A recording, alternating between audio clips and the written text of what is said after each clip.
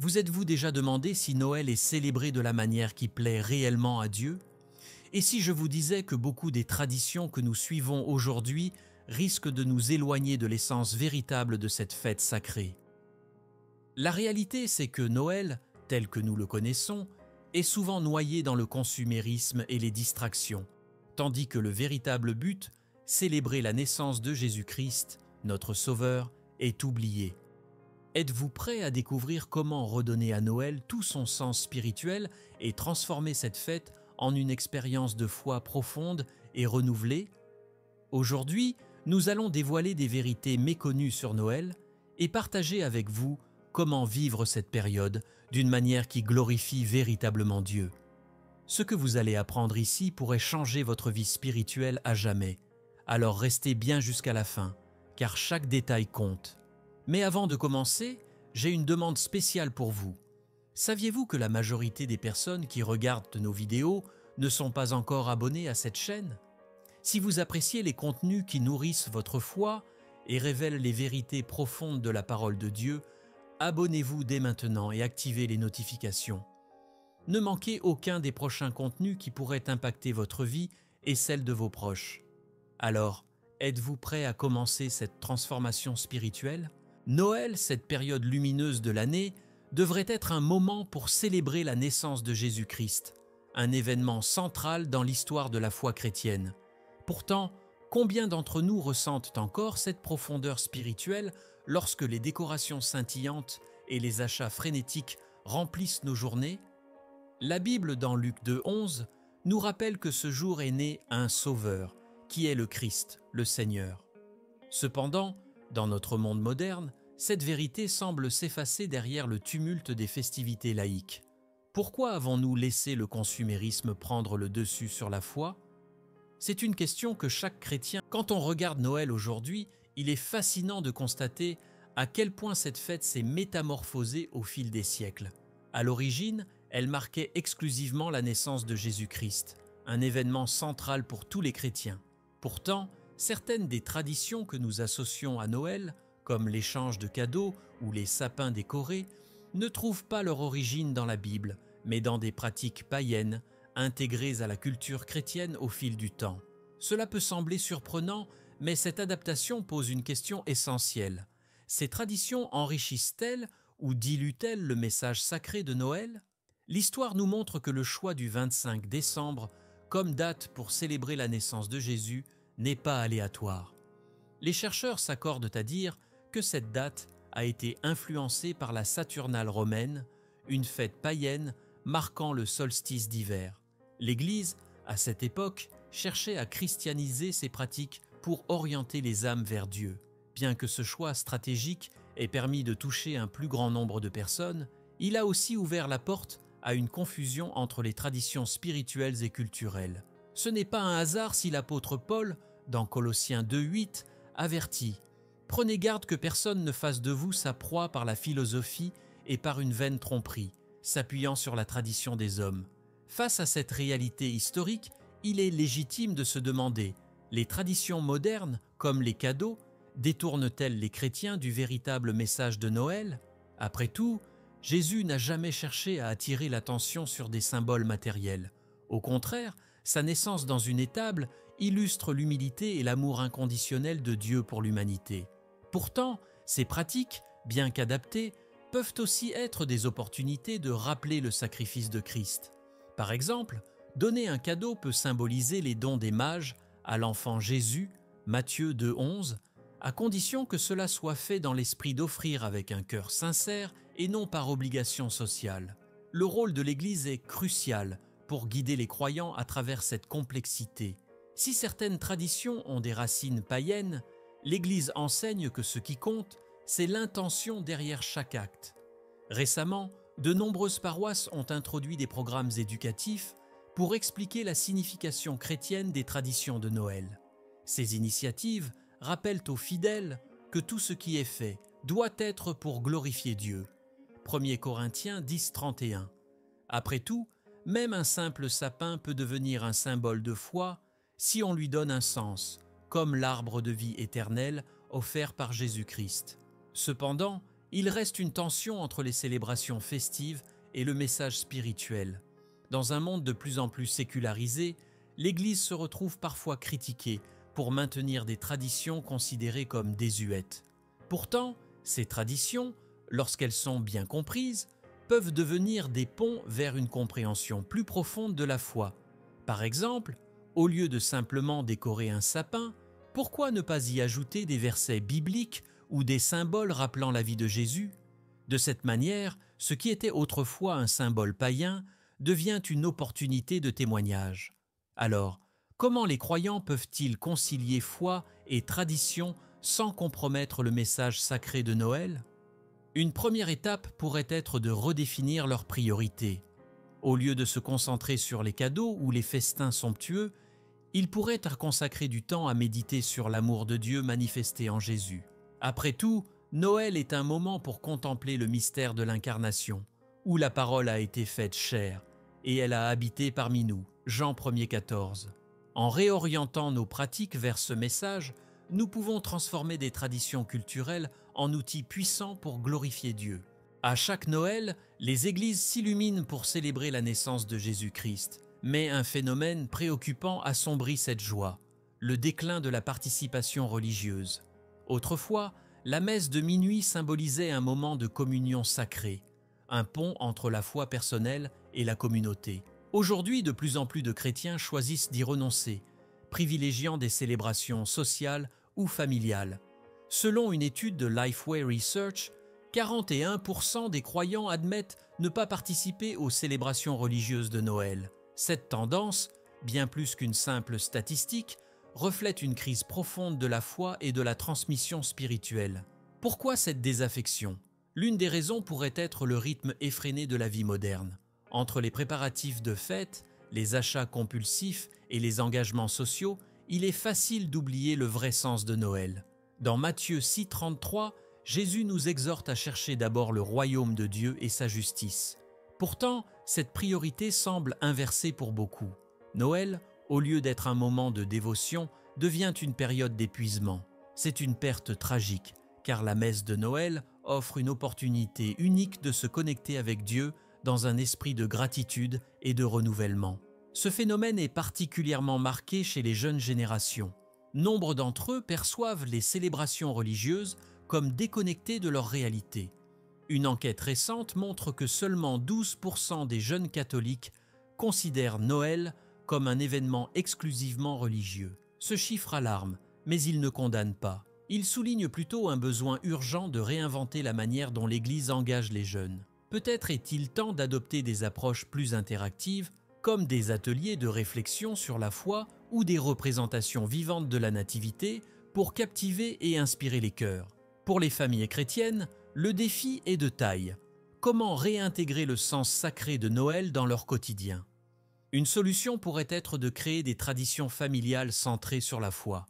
Par exemple, au lieu de se limiter à la décoration d'un sapin, pourquoi ne pas raconter l'histoire de la naissance de Jésus autour de celui-ci, ou encore organiser un moment de prière collective avant le repas de Noël? Ces pratiques simples mais significatives peuvent réveiller la conscience spirituelle de tous les membres de la famille, petits et grands. L'Église, de son côté, doit également s'adapter. La chute de la participation religieuse à Noël ne doit pas être perçue comme une fatalité, mais comme un appel à l'innovation spirituelle. En proposant des célébrations plus accessibles et engageantes, elle peut attirer ceux qui se sont éloignés de la foi. Imaginez des messes en plein air, ouvertes à tous, où la chaleur de la communauté chrétienne serait palpable, ou encore des campagnes en ligne rappelant, avec douceur et amour, le message central de Noël.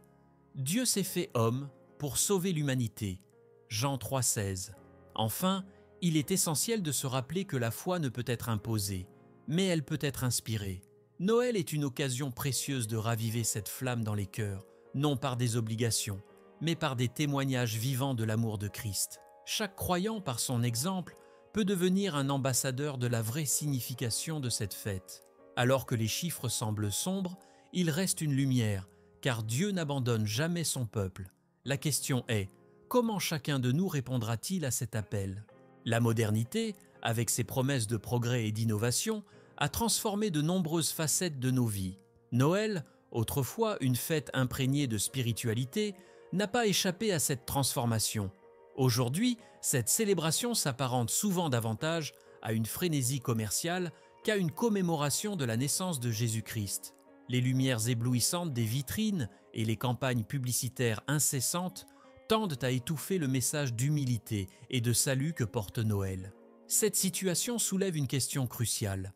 La modernité nous éloigne-t-elle du divin ou nous offre-t-elle une opportunité de réinventer notre relation avec Dieu ? Selon la Fédération du commerce, Noël génère plus de 75 milliards de réés chaque année au Brésil, en faisant l'une des fêtes les plus lucratives du calendrier. Cette statistique, bien que fascinante, illustre à quel point cette fête a été marchandisée. Pourtant, dans Matthieu 6, 19 à 21, Jésus nous rappelle de ne pas accumuler des trésors sur la terre, mais de chercher ceux dans les cieux. Le paradoxe de Noël est frappant. Nous célébrons la naissance du Sauveur dans une crèche modeste, tout en nous engageant dans une quête effrénée de biens matériels. Cette contradiction nous invite à réfléchir à la manière dont nous vivons cette fête. La modernité n'est pas un ennemi en soi. Elle offre des outils qui, bien utilisés, peuvent renforcer notre foi. Par exemple, les réseaux sociaux, souvent critiqués pour leur superficialité, peuvent être des plateformes puissantes pour partager le message de l'Évangile. Une simple vidéo rappelant l'histoire de la Nativité peut toucher des millions de personnes à travers le monde. De même, les technologies modernes permettent aux églises d'atteindre des fidèles éloignés en organisant des messes en ligne ou en diffusant des sermons inspirants. Dieu, dans sa sagesse infinie, nous appelle à utiliser les dons de notre époque pour glorifier son nom. Cependant, l'un des plus grands défis de la modernité est la perte de la sacralité. Dans une société où tout semble instantané et éphémère, il devient difficile de s'arrêter pour méditer sur le mystère de l'incarnation. La Bible nous enseigne dans Psaume 46, 10 « Arrêtez et sachez que je suis Dieu ». Pourtant, combien d'entre nous prennent réellement le temps de s'arrêter à Noël pour contempler la grandeur de Dieu ? La modernité, avec ses distractions infinies, peut être une barrière à cette introspection, mais elle peut aussi être un rappel de l'importance de la prière et du silence. Face à ce constat, il est essentiel de réintroduire des pratiques qui recentrent Noël sur sa dimension spirituelle. Pourquoi ne pas organiser des veillées de prière en famille ou entre amis en se souvenant de la nuit où les anges ont annoncé la naissance de Jésus ? Luc 2, 12, 13, 14. Pourquoi ne pas transformer les échanges de cadeaux en gestes d'amour et de solidarité envers ceux qui sont dans le besoin ? Ces actions, bien que simples, peuvent rétablir la connexion avec l'essence de Noël. Elles nous rappellent que le plus grand cadeau que nous avons reçu est la grâce de Dieu. Enfin, Noël est une occasion unique de témoigner de notre foi dans un monde souvent en quête de sens. Les valeurs chrétiennes d'humilité, de partage et de gratitude peuvent briller dans nos actions quotidiennes. Dans un monde dominé par le matérialisme, choisir de vivre Noël avec authenticité et simplicité est un acte de foi puissant. Dieu nous appelle à être la lumière du monde. Matthieu 5, 14. En recentrant nos vies sur le Christ, nous montrons au monde que la modernité et la foi ne sont pas incompatibles, mais peuvent se compléter pour enrichir notre cheminement spirituel. Chaque année, Noël semble s'éloigner un peu plus de la simplicité de la crèche où Jésus est né. Alors que la Bible décrit cet événement comme un moment d'humilité et d'amour divin, la réalité moderne s'emballe dans une course effrénée au consumérisme. Le contraste est saisissant. Le Sauveur de l'humanité est venu au monde dans une étable modeste. Et pourtant, aujourd'hui, nous célébrons sa naissance avec une accumulation de cadeaux, de décorations somptueuses et de dépenses excessives. Cela soulève une question cruciale. Sommes-nous fidèles au véritable esprit de Noël ou nous laissons-nous emporter par les pressions matérielles de la société ? Un rapport de la Confédération nationale du commerce indique que 67% des consommateurs brésiliens s'endettent à Noël pour financer des cadeaux et des festivités. Cette statistique révèle une vérité troublante. La fête qui célèbre la venue du Christ, le Prince de la paix, est devenue pour beaucoup une source de stress et de dette. Dans Luc 12, 15, Jésus nous avertit « Gardez-vous de toute avarice, car la vie d'un homme ne dépend pas de ses biens, même s'il est dans l'abondance. Pourtant, cette sagesse semble souvent oubliée dans le tumulte des fêtes modernes. L'échange de cadeaux, bien que beau en apparence, peut parfois devenir un piège. Si offrir des présents est une manière de montrer de l'amour, il est crucial de se demander quelle est notre intention. Est-ce une obligation sociale ou un véritable geste de générosité? Les mages, en apportant de l'or, de l'encens et de la myrrhe à Jésus, Matthieu 2,11, ont montré un exemple de don offert avec révérence et signification spirituelle. Ces présents symbolisaient leur reconnaissance du roi des rois, et non un acte dicté par les conventions culturelles. Alors, comment les chrétiens peuvent-ils se réapproprier Noël dans un esprit de simplicité et de foi? Une première étape pourrait être de limiter les dépenses inutiles et de rediriger cet argent vers des œuvres de charité. Après tout, Jésus nous enseigne dans Matthieu 25,40 que ce que nous faisons pour les plus petits, c'est à lui que nous le faisons. Imaginons un Noël où, au lieu d'une montagne de cadeaux, les familles choisissent de partager un repas avec ceux qui sont dans le besoin ou de soutenir une cause importante. Ces actes de bonté incarnent davantage l'esprit de Christ que n'importe quelle boîte colorée sous le sapin. Les traditions familiales peuvent également être réinventées pour refléter les valeurs chrétiennes. Pourquoi ne pas remplacer certains échanges de cadeaux par des moments de prière ou de lecture biblique? Ou encore, initier une boîte de gratitude où chaque membre de la famille écrit ce pourquoi il est reconnaissant envers Dieu pendant l'année écoulée. Ces pratiques simples recentrent Noël sur ce qui importe vraiment, notre relation avec Jésus et notre témoignage en tant que ses disciples. En fin de compte, le consumérisme de Noël n'est pas une fatalité. Il est possible de choisir une autre voie, une voie qui honore le Christ et son message. Cela demande du courage et une certaine contre-culture, mais le fruit de cette démarche est une fête riche en signification spirituelle et en connexion avec Dieu. Après tout, Jésus est venu pour offrir quelque chose que l'argent ne peut acheter, la vie éternelle et la réconciliation avec le Père, Jean 3,16. Alors, cette année, que chacun réfléchisse, comment mes choix à Noël peuvent-ils refléter cet amour divin et inestimable? Au cœur de chaque Noël se trouve une vérité essentielle, la venue de Jésus-Christ, Dieu incarné, pour sauver l'humanité. Pourtant, malgré l'importance de cet événement, une triste réalité émerge. Beaucoup de fidèles, en particulier les jeunes, ne saisissent plus pleinement le sens spirituel de cette célébration. Une enquête de la CNBB révèle que seulement 12% des jeunes catholiques perçoivent Noël comme un événement exclusivement religieux. Ce constat soulève une question cruciale. Qu'est-ce qui manque dans notre catéchèse pour que cette fête retrouve sa centralité dans la foi chrétienne? Le défi principal réside peut-être dans la manière dont la nativité est enseignée.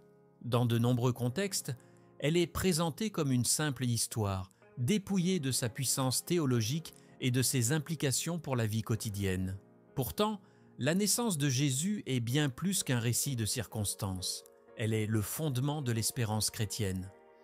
Dans Isaïe 9,6, il est écrit « Car un enfant nous est né, un fils nous est donné, et la souveraineté reposera sur son épaule. » Ce verset souligne que Noël est une déclaration de la souveraineté de Christ, un message que chaque croyant doit comprendre et vivre.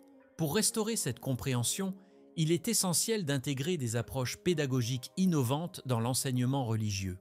Par exemple, les représentations vivantes de la nativité, les ateliers créatifs ou les discussions interactives peuvent aider à ancrer cette vérité dans les cœurs des enfants et des jeunes.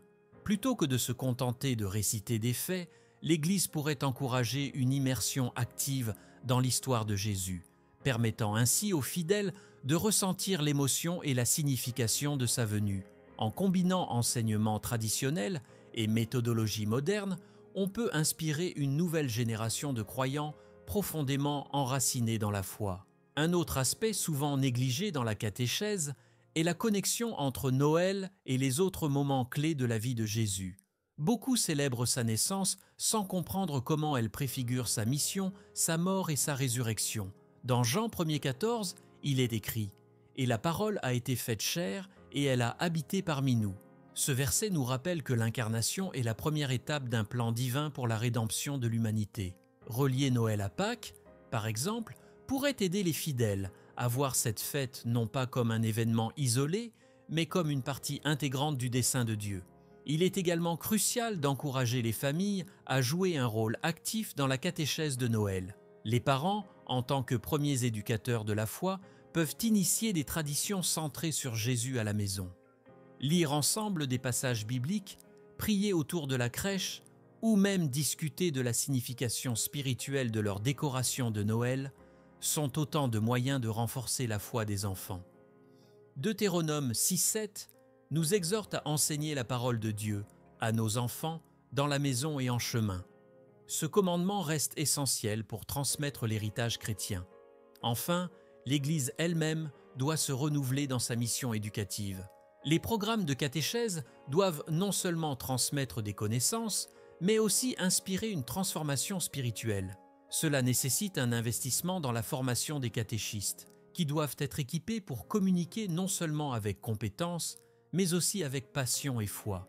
En intégrant des témoignages personnels, des expériences vécues et des réflexions profondes, l'Église peut faire de la catéchèse de Noël une expérience vivante et transformatrice pour tous les croyants. Le manque de compréhension du sens de Noël n'est pas une fatalité, mais un appel à l'action. En réinvestissant dans une éducation chrétienne vibrante, nous pouvons restaurer la centralité du Christ dans cette fête et raviver l'amour pour Dieu dans les cœurs de tous. Car, au fond, chaque Noël est une opportunité de se souvenir que Jésus est venu pour nous offrir le plus grand cadeau de tous, la vie éternelle. Noël, plus qu'une simple fête, est un moment empreint d'un potentiel spirituel profond. C'est une célébration de la naissance de Jésus-Christ, une lumière venue éclairer un monde plongé dans les ténèbres. Pourtant, combien de chrétiens saisissent réellement cette opportunité pour réfléchir, se recentrer et renaître spirituellement? Trop souvent, les festivités prennent le pas sur la méditation. Or, la naissance du Christ nous appelle à un nouveau départ, une réconciliation avec Dieu et avec nous-mêmes. Jean 3,16 nous rappelle que Dieu a tant aimé le monde qu'il a donné son Fils unique, un cadeau qui devrait transformer nos vies chaque jour et particulièrement à Noël. Dans notre société moderne, Noël est souvent perçu comme un moment pour se reconnecter avec la famille, ce qui est noble en soi. Mais pourquoi ne pas aller plus loin? Pourquoi ne pas utiliser cette période pour se reconnecter également avec Dieu? Un sondage de l'Institut Gallup révèle que 72% des chrétiens considèrent Noël comme un moment familial, mais seulement 28% y voient une opportunité de renforcer leur foi. Pourtant, c'est précisément ce que la naissance du Sauveur devrait inspirer.